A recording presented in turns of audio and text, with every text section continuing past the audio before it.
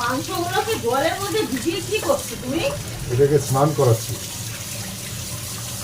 দেখুন বিয়ে করার পর কি করতে হয়। দেখুন মাংস ধুয়ে আবার মাছও ধুয়ে দিয়েছি।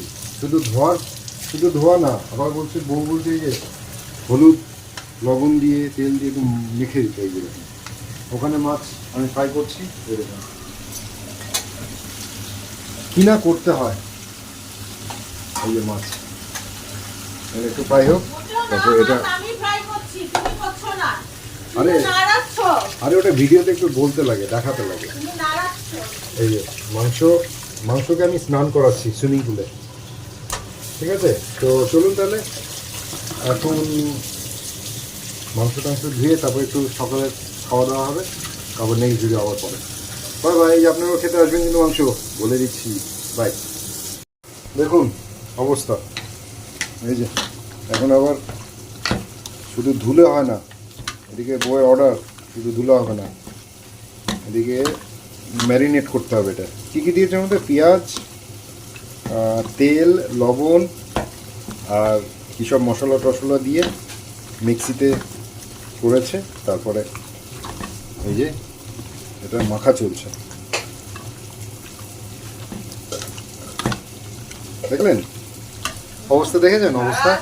সারা সপ্তাহ এত কাজ করো না, এত হেল্প করে দাও। তা আমি তো আমি যতটুকু করি যথেষ্ট করি, আমার এগুলো কাজ না। তুমি মাংস ধুতে দিতে আমার 2-3টা পদ রান্না হয়ে গেল। তো আমি তো রেগুলার না, আমি কি এগুলো রেগুলার? বলুন তো আপনারাই। আমার বউ কি বলছে দেখুন, আবার বলো তো। না আমি কিছু বলবো না। মাছ ভেজে দিয়েছে, এটাও আমি মাছটা ধুয়ে দিয়েছি, মাছটা আমি কিন্তু ধুয়ে দিয়েছি। হ্যাঁ, তারপরে ভাজছে। স্বীকার করবেন? হয়েছে মাখা হয়েছে? হ্যাঁ হয়েছে। ভালো করে মাখো, এই তো টেস্ট হবে। আপনারা আসবেন কি? আসুন আজকে আমার হাতে মাংস খেয়ে দেখবেন। মাংস মাখলে রান্না হয় না তো, টেস্ট হয় না তো, মাংসটাকে রান্না করতে হবে। মাংসটা যতক্ষণ না ভালো করে ম্যারিনেট করবো, মাংসটাকে তুমি তো মনে হচ্ছে হাতে ব্যথা পাচ্ছে, মাংসটাকে ভালো করে ভেতরে নিচের গুলো মিশাও। না, এক হাতে মোবাইল আছে না, দু হাত থেকে মাংস মাখে নাকি? না, বাটিটাকে ধরতে পারছি না আমি, সেই জন্য। তো চলুন ফ্রেন্ডস, মাখামাখি পালা চলছে এখন।